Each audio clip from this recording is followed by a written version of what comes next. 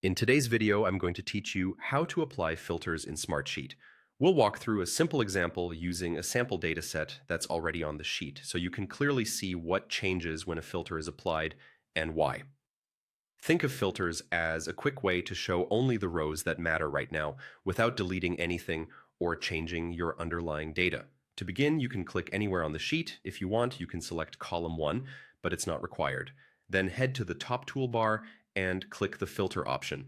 Depending on your layout, it may look like a small funnel icon. This opens the filtering panel where you set up exactly what you want to see. You'll be prompted to name your filter. This part is optional, but it's a great habit, especially if you plan to reuse it later or share it with teammates. Giving it a clear name keeps your workspace organized. For example, you could call it Sample Filter. You'll also notice an option to share the filter. Turning this on makes the filter visible to collaborators who have access to the sheet, which is helpful when you want everyone to view the same filtered results without each person rebuilding it. Now for the key step. Under the section that says Show rows that match all conditions, click to add a condition. From the list of columns, choose column 1. Smartsheet offers several comparison options here. Things like is equal to, is not equal to, contains, and more.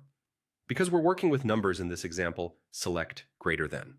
In the value field, type 50, then click apply. You'll immediately see your sheet update. Only rows where column 1 is greater than 50 will remain visible.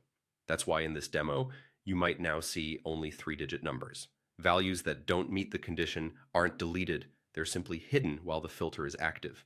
This makes it easy to focus on what's important without changing your data. If your column contains text instead of numbers, you'd use a different operator like contains or is equal to, but for numeric ranges, greater than works perfectly. Your named filter can be reused later and shared with others, and you can adjust or clear it from the same filter menu whenever you need to switch views. Filters are dynamic, so new rows that meet your condition will appear automatically while the filter is on. And that's it. You've just learned how to filter data in Smartsheet.